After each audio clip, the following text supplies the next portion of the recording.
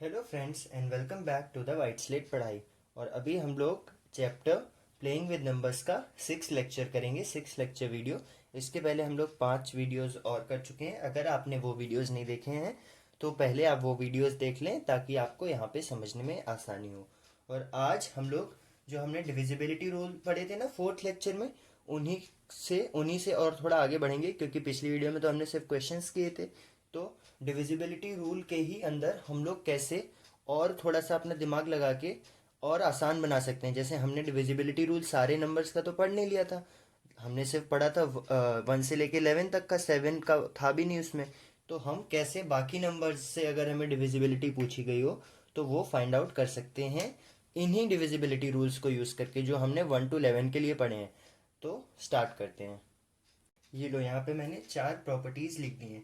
इसमें से ना पहली 2 तो हम लोग एक्चुअली पिछली वीडियो में ही कवर कर चुके हैं। डायरेक्ट मैंने आपको बोला नहीं था कि ये भी रूल हैं, बट क्वेश्चन के थ्रू मैंने आपको ये दोनों तो कवर करवा ही दिए थे। चलो एक बार दोबारा देख लेते हैं। If a given number is divisible by some other number then it is divisible by its factors also.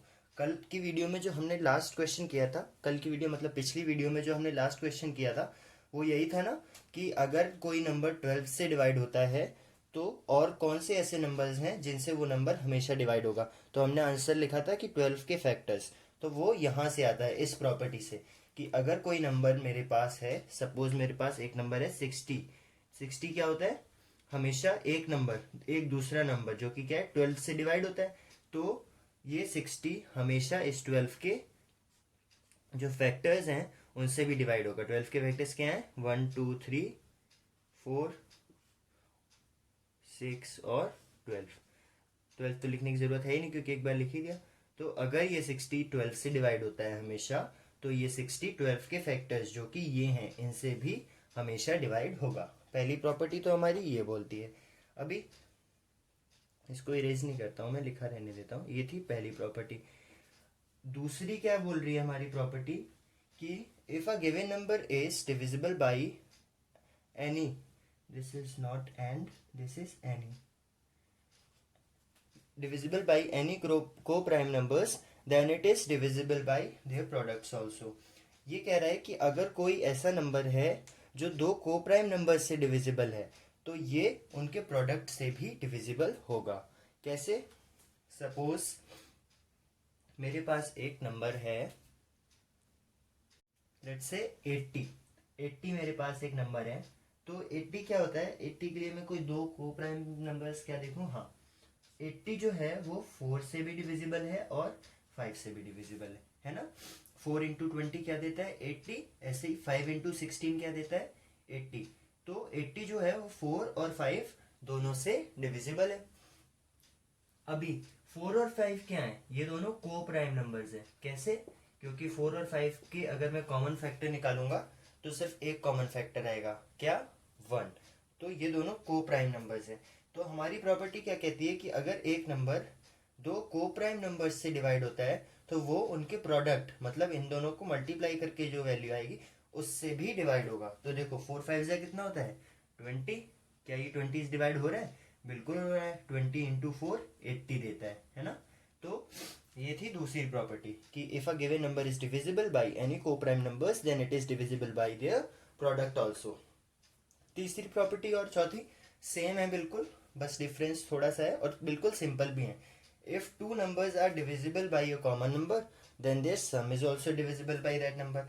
अगर कोई दो नंबर है मेरे पास, देखो तीसरी प्रॉपर्टी क्या कह रही है, कोई दो ऐसे नंबर जो दोनों ही एक तीसरे नंबर से डिवाइड हो। जैसे मैंने दो नंबर लिए 36 और 48। तो मैंने कहा कि अगर 36 और 48 दोनों किसी एक कॉमन नंबर से डिवाइड हो रहे हो, जैसे 36 और 48 का एक कॉमन मल्टीपल क्या हो सकता है? 12 हो सकता है ना। 12 3 जा 36, 12 4 जा 48।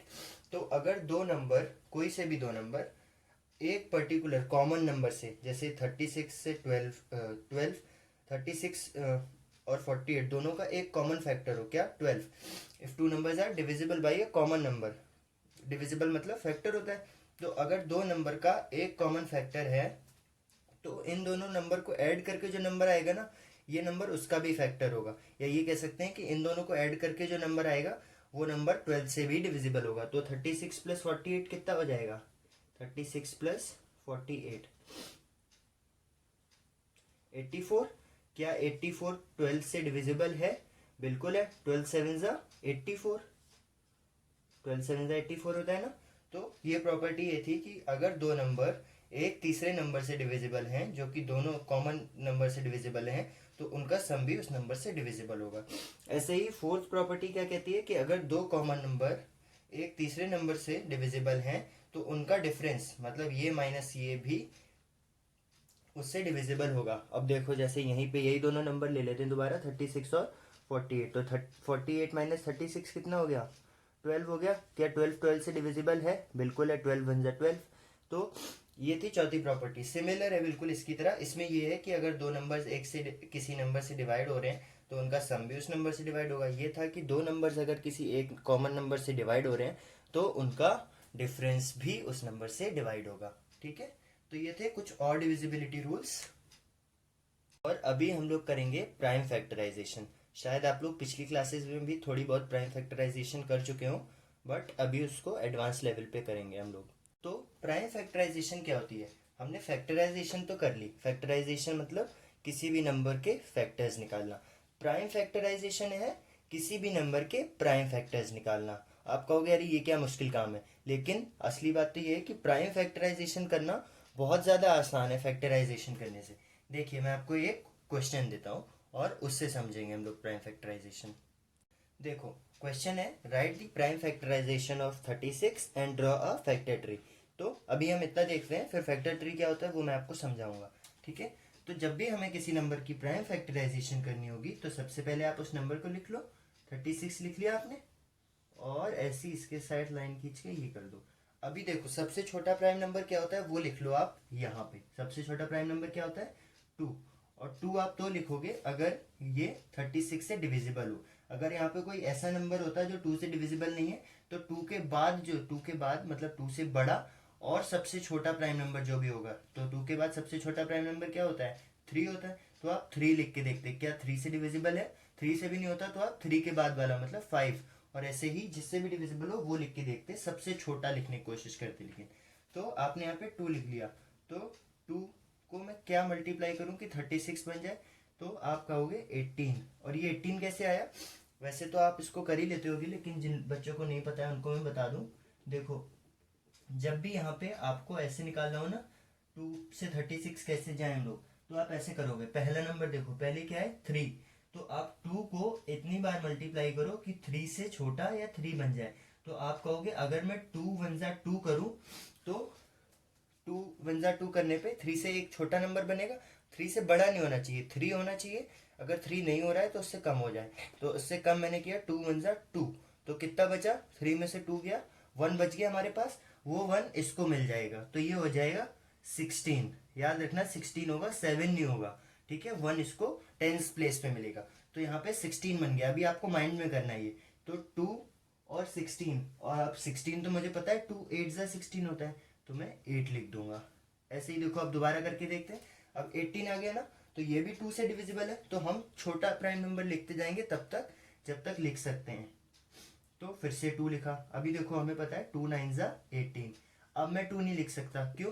क्योंकि 2 के टेबल में 9 नहीं आता है। 9, या फिर दूसरे वर्ड्स में बोले तो 9 जो है वो 2 से डिविजिबल नहीं है। तो फिर क्या लिखूं? 2 के बाद सबसे छोटा प्राइम नंबर क्या होता है? 3। क्या 3 आता है 9 के टेबल में? सॉरी, क्या 9 आता है 3 के टेबल में? बिल्कुल आता है। तो आप 3 लिख लेंगे। 3 3 जा 9। अब आप दोबारा 3 लिख लेंगे। 3 1 जा 3। और जैसे ही 1 आ जाएगा आपकी प्राइम फैक्टराइजेशन खत्म हो गई। अब आपको लिखने की जरूरत नहीं है। तो 36 के प्राइम फैक्टर्स क्या आए? 2 और 3। जरूरी नहीं है कि हमेशा ऐसी दो दो या बारी आए। हो सकता है आपका एक बार 2 और 3 आ जाए बस। जैसे अगर 6 के प्राइम फैक्टर्स लिखेंगे तो ये देखो, ये मैंने 6 के प्राइम फैक्टर्स लिखे, तो 6 के भी 2 और 3 आए। ये ऐसे एक बार भी आ सकते हैं। ठीक है, तो ये तो हो गई हमारी 36 की प्राइम फैक्टराइजेशन। 36 के प्राइम फैक्टर्स आए 2 एंड 3। अब ये फैक्टर ट्री क्या चीज़ है? तो फैक्टर ट्री के लिए देखो, फैक्टर ट्री आप अलग अलग तरीके से बना सकते हो। एक ही नंबर के बहुत सारे तरीकों से फैक्टर ट्री बन सकते हैं। तो आप 36 लिख लो और कोई भी दो नंबर्स का प्रोडक्ट बना के इसको लिखने की कोशिश करो। जैसे क्या मैं 36 को 9 × 4 लिख सकता हूँ, है ना, लिख सकते हैं ना। तो आप इसको ऐसे तोड़ दो, जो भी आपके दिमाग में है। 9 × 4 आ रहा है, आप 9 × 4 तोड़ दो। हो सकता है किसी बच्चे के दिमाग में 18 × 2 आ रहा हो, तो आप वो कर लो। हो सकता है किसी के दिमाग में 12 × 3 आ रहा है, तो आप वो कर लो। अभी चलो दो कर लेते हैं हम, 12 × 3 भी ले लेते हैं और 9 × 4 भी। तो मैंने कहा कि मैं इसको 12 × 3 लिख सकता हूँ, तो इसको ऐसे लिख देंगे। और मैंने कहा कि मैं इसको 9 × 4 भी लिख सकता हूँ, तो इसको ऐसे लिख देंगे। तो मैं दो फैक्टर ट्री बना रहा हूँ सेम नंबर के। और भी बन सकते हैं, जैसे 18 और 2 के लिए भी एक बन जाएगा, और भी बनेंगे उसके अलावा भी। ठीक है। तो अभी देखो, क्या 9 को भी मैं ऐसे दो तोड़ तोड़ के लिख सकता हूँ कैसे भी करके? तो आप कहोगे बिल्कुल लिख सकते हो। 9 को आप लिख सकते हो 3 × 3 लिख सकते हैं ना। अभी देखो 3 क्या हो गया, प्राइम नंबर आ गया। प्राइम नंबर को हम कभी भी प्रोडक्ट में नहीं तोड़ सकते, तो हम यहीं पे रुक जाएंगे। अभी 4 को तोड़ने की कोशिश करो। 4 तो प्राइम नंबर है नहीं, हमें तब तक तोड़ना है जब तक प्राइम नंबर ना मिल जाए हमें। तो 4 को तोड़ के क्या लिख सकते हैं, 2 × 2 लिख सकते हैं ना। तो ये भी 2 प्राइम नंबर आ गया।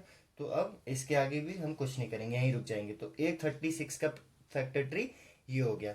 अभी दूसरा ये है। अभी इसमें देखो, एक तरफ तो 3 आ गया, ये प्राइम नंबर है, तो इस तरफ तो अब हमें कुछ नहीं करना। अब 12 की तरफ हम इसको ब्रेक करने की कोशिश करेंगे। अब इसे फिर से ब्रेक करने के अलग अलग तरीके हैं। कोई इसको कहेगा कि मैं इसको 6 × 2 लिख दूँ, कोई कहेगा कि मैं इसको 3 × 4 लिख दूँ।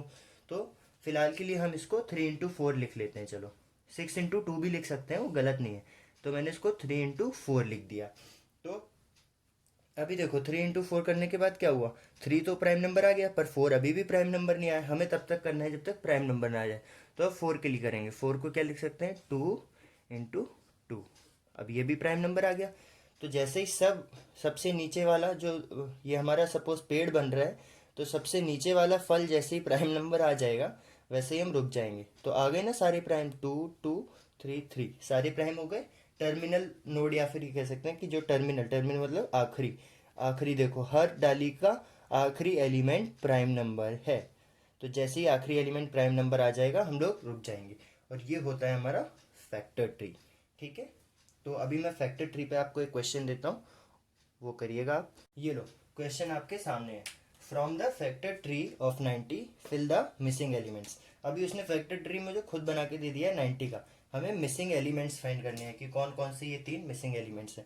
तो देखो, सबसे पहले 90 को हम उसके दो प्रोडक्ट में तोड़ेंगे। एक उसने मुझे दे दिया है 15 है, तो दूसरा क्या होगा, दूसरा वो नंबर होगा जो ये इंटू ये करने पे 90 बन जाए। तो 15 को मैं क्या मल्टीप्लाई करूँ कि 90 बन जाता है, तो आप कहोगे 15 6 90 होता है। अगर ऐसे आप नहीं निकाल पाओ तो दूसरा तरीका क्या है, आप 90 को 15 से डिवाइड कर दो, 90/15। तो अभी इसको आप सॉल्व करके निकाल लेंगे 6, क्योंकि यहाँ तो सिर्फ 6 था। हो सकता है अगर कोई और क्वेश्चन में बड़ा नंबर आ रहा हो, कुछ 23 24, तो आपको टेबल उतने तो याद नहीं है, तो उस केस में आप ऐसे डिवाइड कर लेना। तो ये तो 6 आ गया। अभी यहाँ पे क्या है, 15 कुछ इस तरह से टूटेगा कि ये नंबर इंटू ये नंबर 15 बना दे। तो 3 इंटू क्या 15 होता है, आप कहोगे 3 5 15 होता है।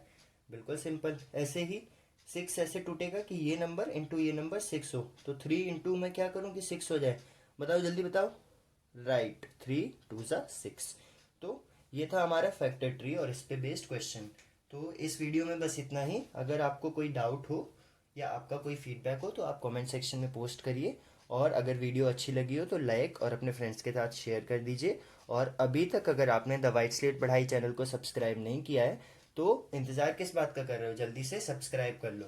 Thank you.